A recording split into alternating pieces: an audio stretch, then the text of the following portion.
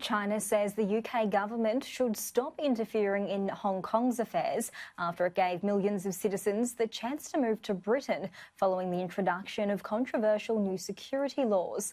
A former employee of the British Consulate in Hong Kong, who claims he was tortured in China, has been granted political asylum in Britain. Sky News reporter Deborah Haynes has spoken to him.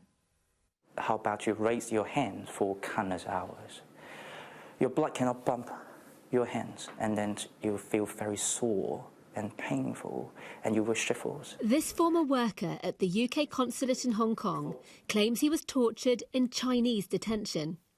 Simon Cheng fled to Britain last year and has just been granted asylum. It's not because of my background or nationality. They believe that I have solid fear.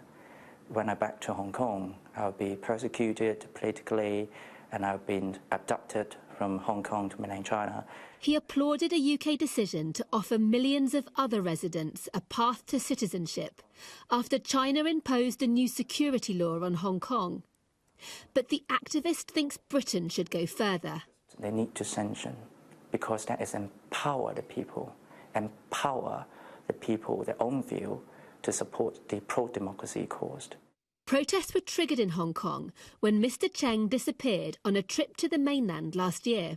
He was held for 15 days and questioned on his work for the British government. Did they think that you worked for MI6? Yeah. They asked, do you know what is MI5, MI6? Of course I don't know. And I was just a junior staff. And they asked, how dare you? How dare you to work for the British to supervise Chinese? You're Chinese, you're a traitor.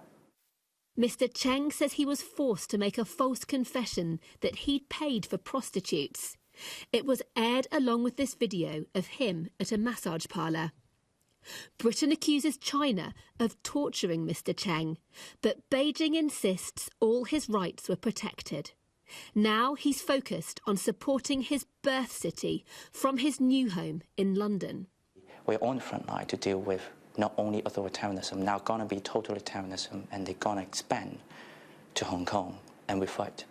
And we give a warning signal to the world now.